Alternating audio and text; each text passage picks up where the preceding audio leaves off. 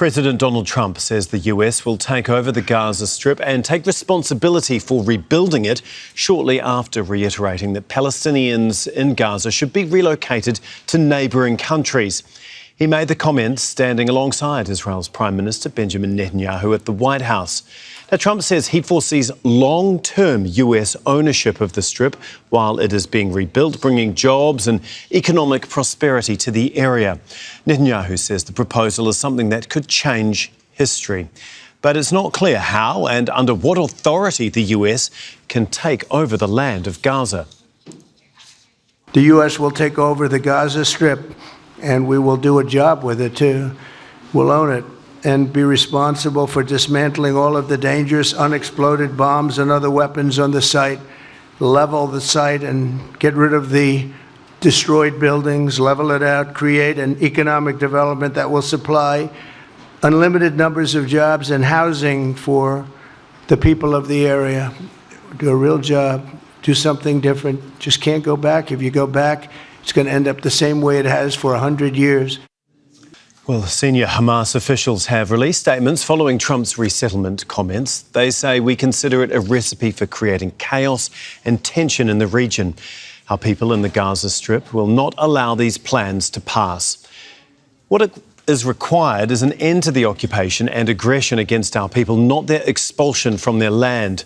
Our people in Gaza have thwarted displacement and deportation plans under bombardment for more than 15 months. They are rooted in their land and will not accept any schemes aimed at uprooting them from their homeland.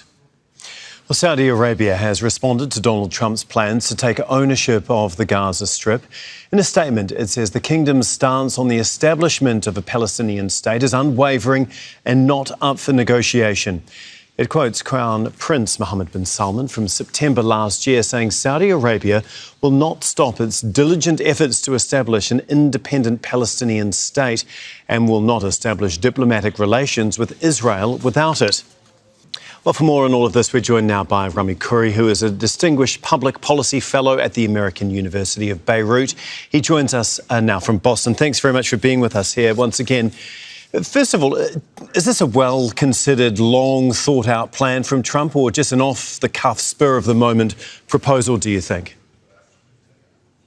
I think it's pretty much started as an off-the-cuff proposal, Tom, but it's totally consistent with his character as somebody who likes to do dramatic things, to provoke people, shock people, shock the system. But it's also, more importantly, totally consistent with American policy, not just of the last 45, 50 years or so, 60 years since the 67 war, when U.S.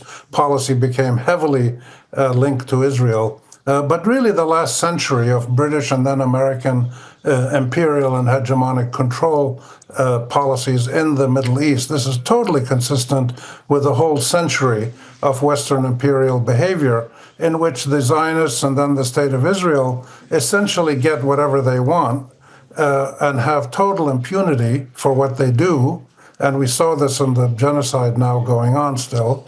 And the Palestinians and the other Arab people have neither agency nor self-determination rights. In other words, they don't have any real state sovereignty. They have kind of play countries, not real countries. And this is a big problem because what Trump just did confirms all the worst fears that so many of us have had about American policy, about Zionist aims, and about Arab inability to do anything about this. And it's a huge test. The Palestinians have paid a huge price over the century. They still pay a heavy price, but they're still resisting and wanting to stay in their land. And we saw that when the north of Gaza was reopened and they were allowed to return home. Well over 600,000 people did so, knowing that there was barely anything left in the north of the Strip.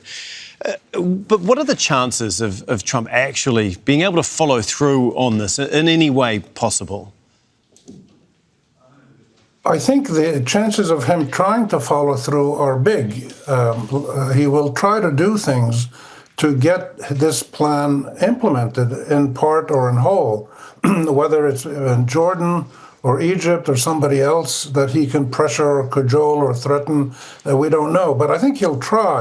I don't think he'll get very far. Well, all those countries have already rejected this idea, this notion at all. And we've seen Saudi Arabia come out almost immediately after Trump and Netanyahu finished speaking, saying that they do not stand by this plan in any way whatsoever. We've got the Australian Prime Minister, one of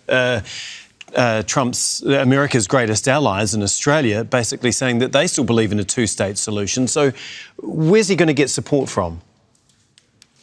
I don't think he's going to get much support at all, but he's going to try, is what I say. I think he's not going to just let this go out there. He'll see what kind of pressure he can bring to bear. He might pick one or two very vulnerable countries, and most of the Arab countries are vulnerable, even the wealthy ones.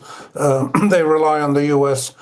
For military support, for technical aid, for sometimes economic support, like Egypt or Jordan or others. So the Arab countries have huge vulnerabilities, and Trump is going to try to push these as much as he can. What this is going to do is create huge new tensions within Arab countries and across the region.